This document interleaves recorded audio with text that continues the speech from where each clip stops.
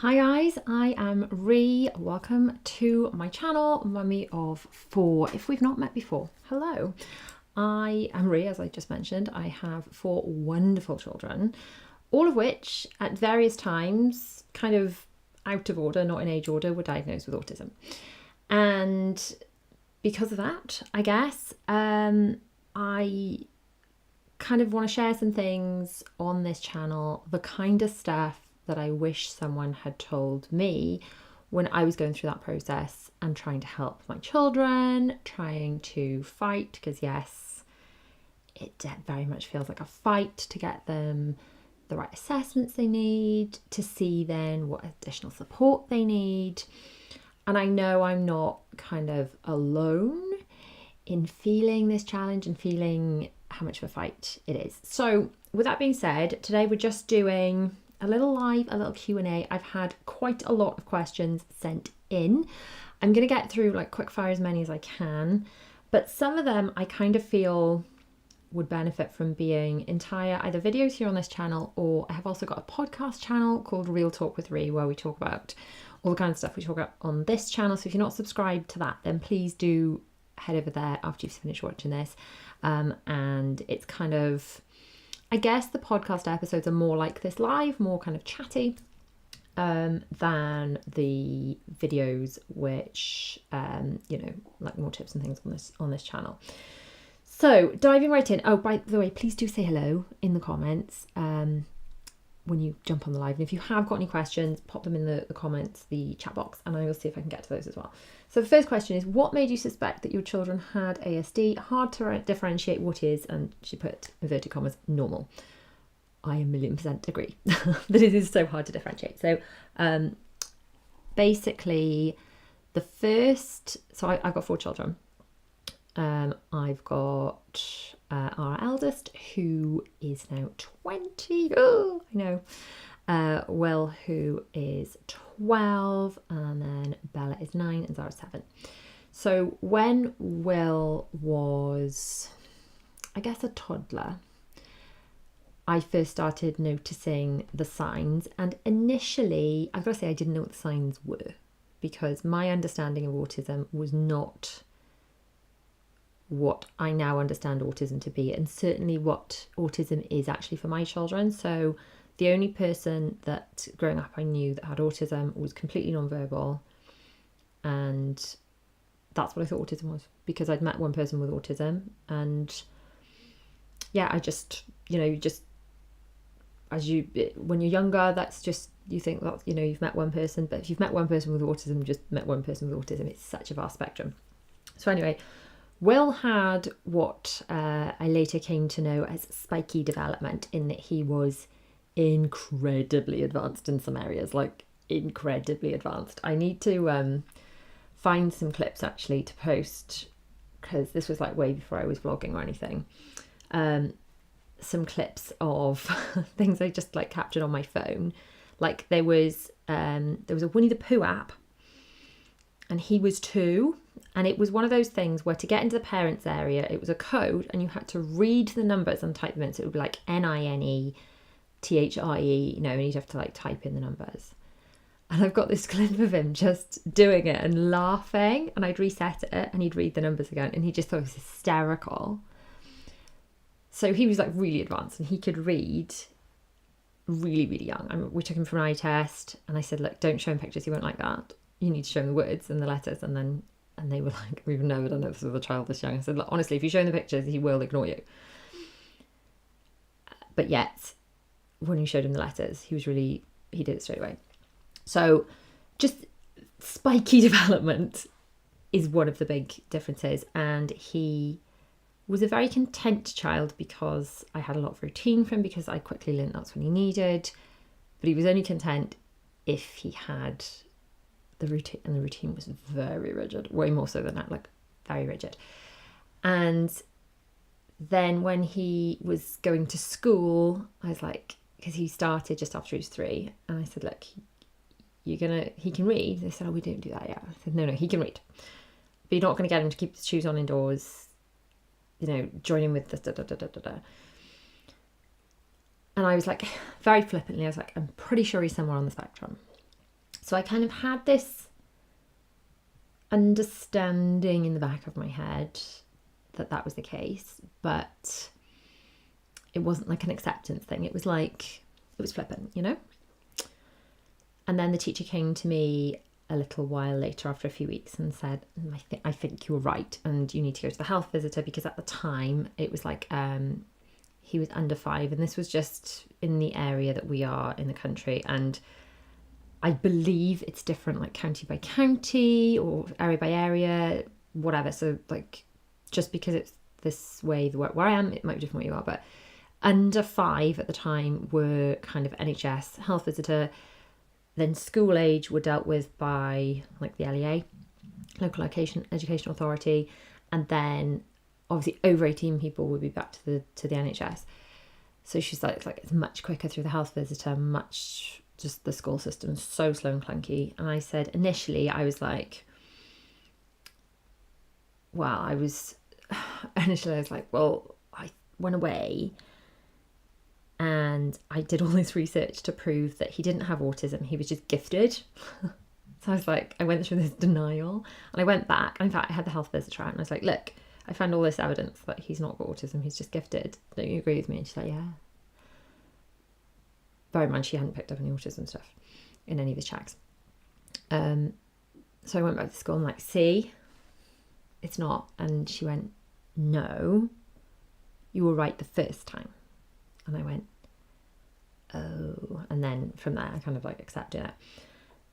No, obviously, like this is a very long story and I've got sort of extensive vlogs about it. But in short, compared to the others, I would say Will at the time was quite obvious.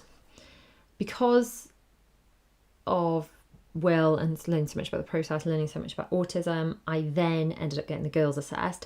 They were not as obvious at the time because girls generally are not, and they mask a lot. And Will is an absolute poster child for early intervention. He's settled so well into secondary school. But I think the long story short is if I hadn't learned so much about it with Will, I never in a million years would have got the girls or Dylan assessed. Just never in a million years.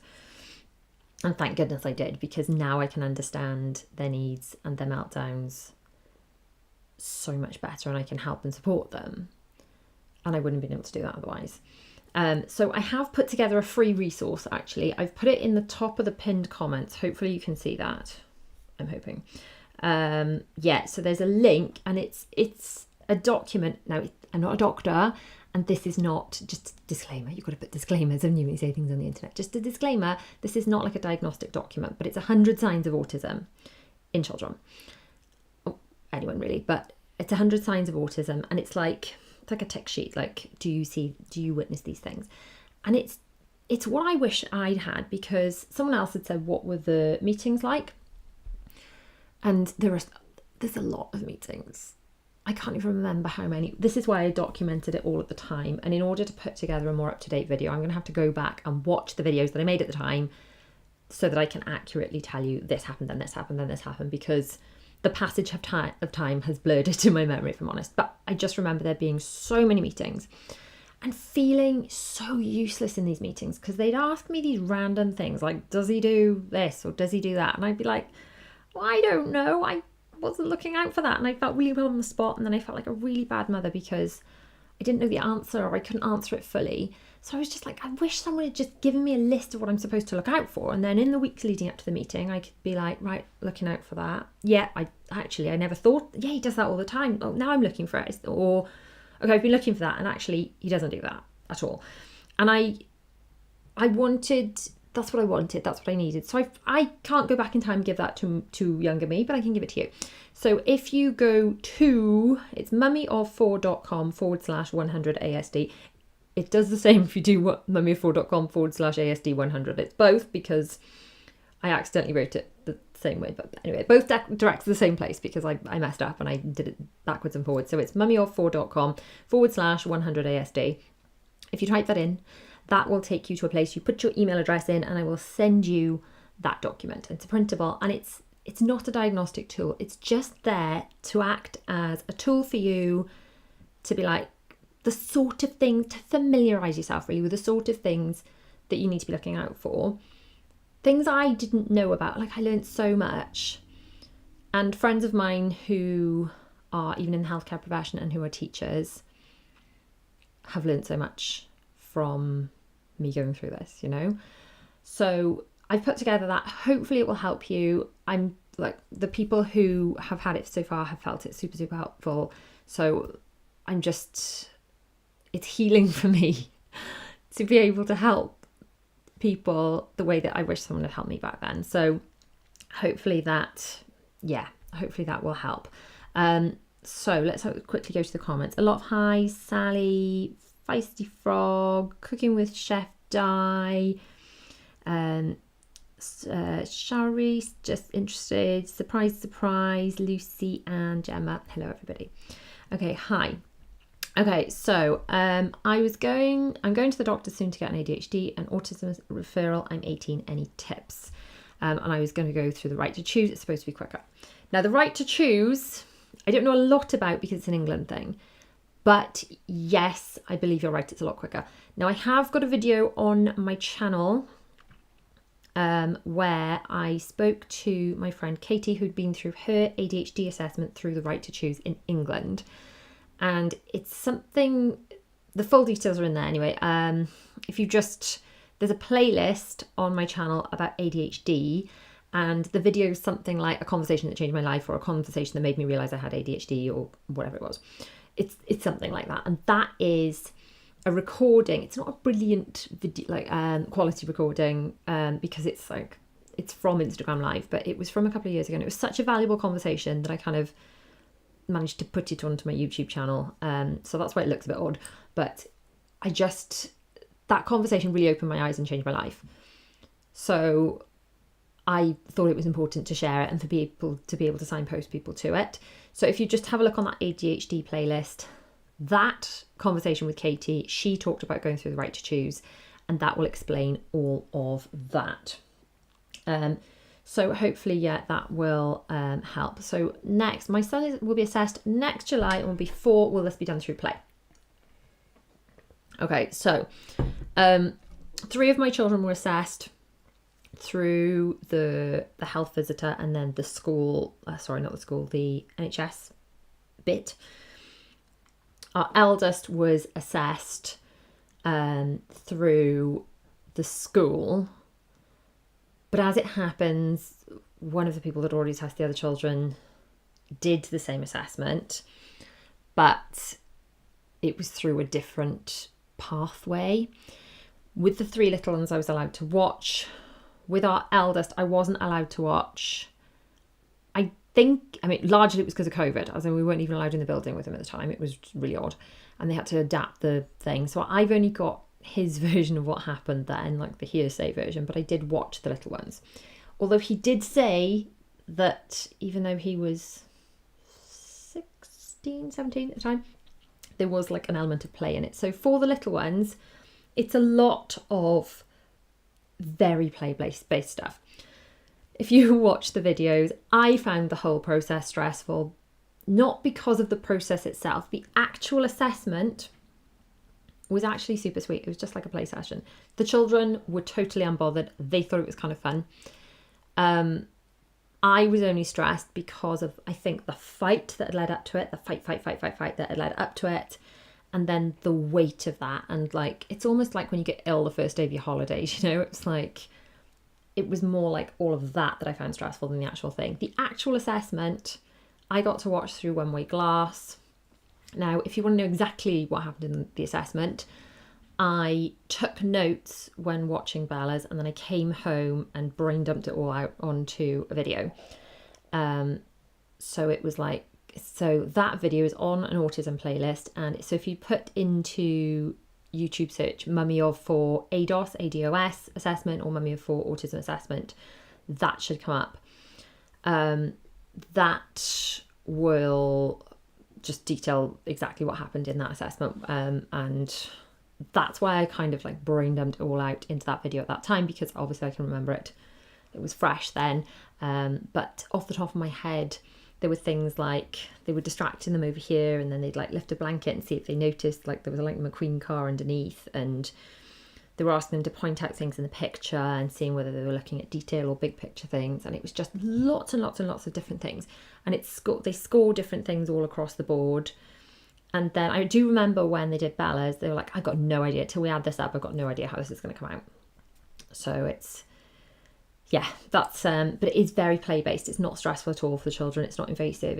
It's quite sweet, if anything. How do you deal with a child that needs a lot of visual stimulation?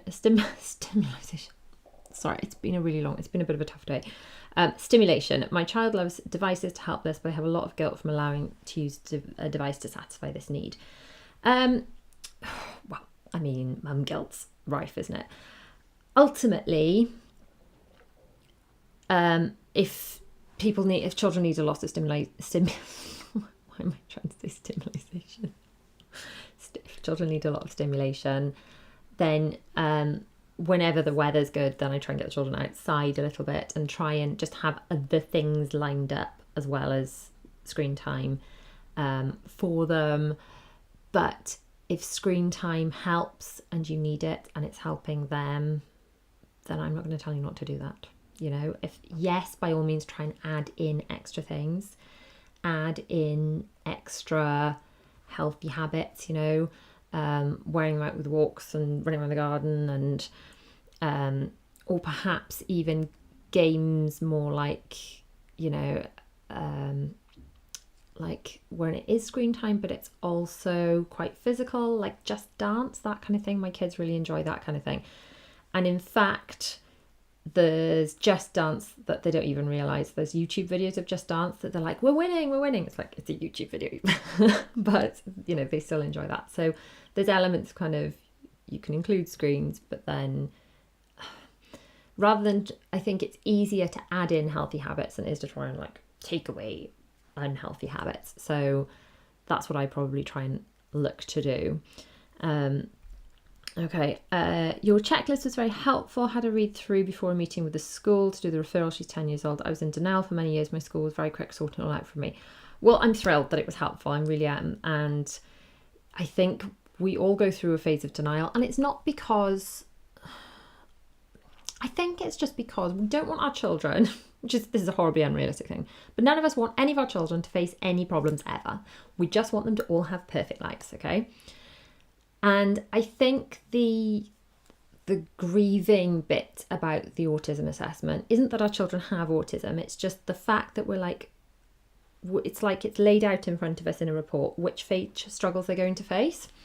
And that's really hard to swallow. But I think what I've come to realise is that everybody's going to struggle with something, okay? Everybody's going to struggle with something. And it's just the fact that we now have a little bit more of a clue as to what our children might struggle with when we know they have autism. But in a way, we have to see that as quite empowering, because if we know what they're going to struggle with, we know what we can help them with. And that's a really positive thing.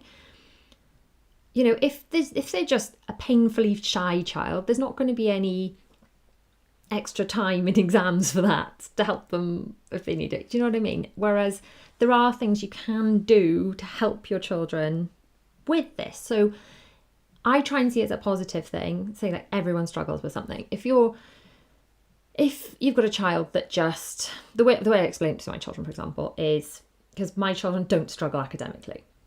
Not all children with autism are gifted. Some are, some are not, or whatever. But my children don't struggle with academic stuff. They struggle more with kind of transitions or social stuff or whatever. Routine. Not loud noises, incidentally. I think that's because we live in such a loud house. They're all so loud all the time that they don't seem to be bothered by that. Interestingly, though, when our eldest comes home now, who never used to be bothered with loud noises, he's totally overwhelmed because he's used to having quiet. My ADHD, diagnosed, has just taken me off on a tangent. What was I talking about?